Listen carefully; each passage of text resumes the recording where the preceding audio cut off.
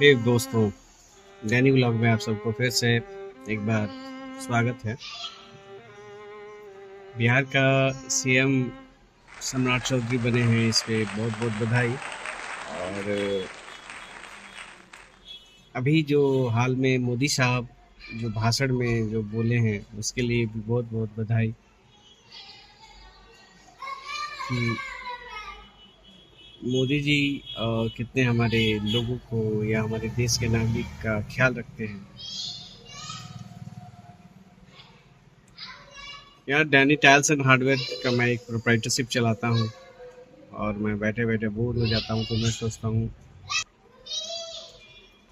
और बैठे बैठे बोर हो जाता हूँ तो मुझे मुझे लगता है कि खुल के बात करना चाहिए।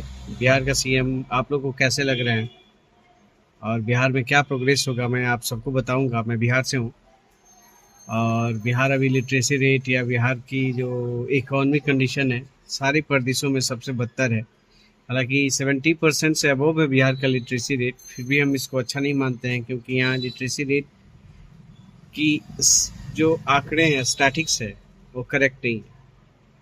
ऐसे ऐसे बच्चे हैं जो ग्रेजुएशन में हैं, उनको A+B का होल स्क्वायर पता नहीं है, उनको अंग्रेजी में कह दिया जाए कि सेल्फ इंट्रोडक्शन दो, वो भी पता नहीं है उनको। अंग्रेजी छोड़िए, अंग्रेजी बहुत दूर की बात है, लेकिन ग्रेजुएशन में एक लड़का के पास, एक स्टूडेंट के पास इतनी दक्षता होनी चाहिए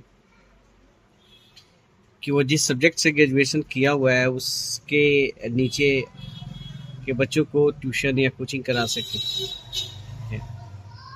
ये सारी चीज़ें नहीं है। जो CBSE बोर्ड से हैं, ICSE बोर्ड से हैं, उनका तो कुछ अच्छा है, लेकिन गवर्नमेंट का जो स्कूल है उसमें बस खाना ही बटता है और कुछ होता नहीं है, मुझे जहाँ तक है। और गवर्नमेंट के जो टीचर हैं वो नया नया उनका कार्य जो है साइन होता है। कभी होता है कि वोटर कार्ड बनवाने के लिए फॉर्म भरवाओ, कभी होता है कि जनगणना करने के लिए फॉर्म भरो।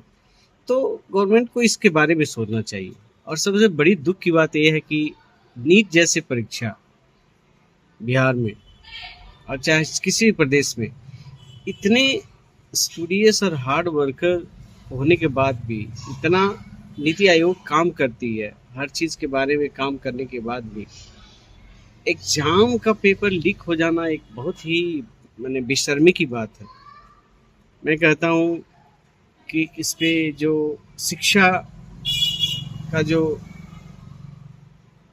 सिस्टम है उसको सोचना चाहिए कि जिस शिक्षा से सारी सबका भविष्य बनना है, प्रदेश का भविष्य बनना है या जन कल्याण होता है, उसका पेपर लीक हो जाना मतलब ये बहुत ही शर्म की बात होती है। आखिर कौन करता है ऐसा, कौन करता है?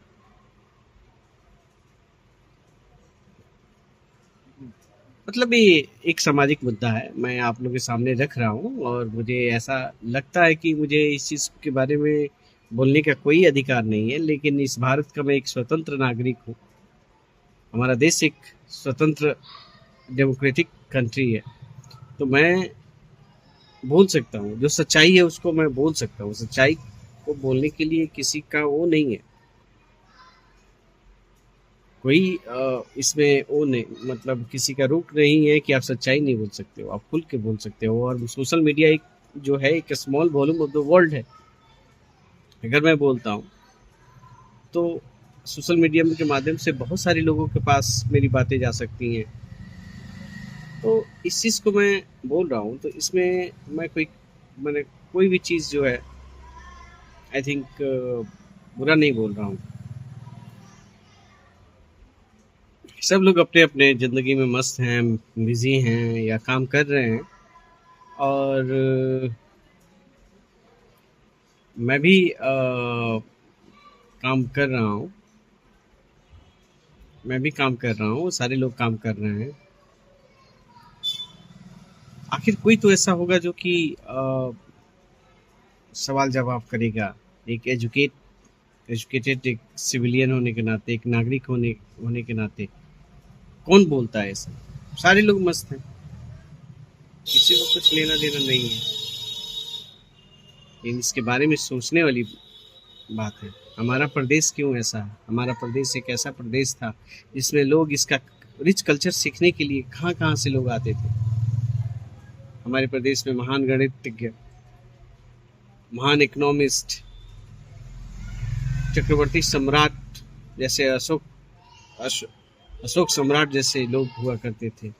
हमारे देश, हमारे जो बिहार की धरती पे गुरु नानक साहब जैसे लोग हुआ करते थे। हमारे बुद्ध जैसे, महावीर जैसे लोग हुआ करते थे।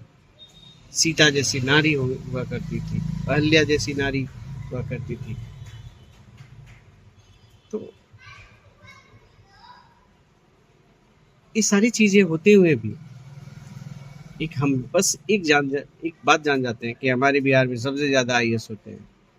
अरे भाई, आईएएस होते हैं इसलिए उनके पास कोई विकल्प ही होता है आईएएस बनना, क्योंकि इतना पावर उनके पास होता नहीं है और नेता वो बन नहीं सकते हैं। तो आईएएस के लिए वो मेहनत करते हैं और कितने लोग आईएएस के चक्कर में अपनी पूरी जिंदगी बर्बाद कर देते हैं। ये भी फैक्ट है। अगर आईएएस वो नहीं बन पाते हैं तो कितने लोग हैं कि उनकी पूरी 20 साल 25 साल वो प्रिपरेशन में लगे रहते हैं, नहीं हो पाता है। बाद में उनको किसी प्राइवेट ट्यूशन या कोचिंग में पढ़ाना पड़ता है। ये भी तो फैक्ट है। इसके बारे में भी तो सोचिए आप।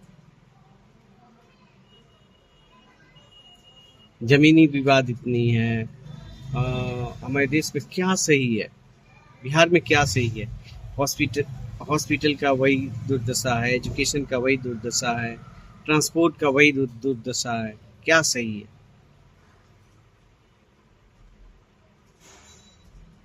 खैर गाइस, इसके बारे में आप सोचिए ज़रूर। और मैं धनंजय फिर एक दूसरे ब्लॉग में मिलता हूँ आपसे।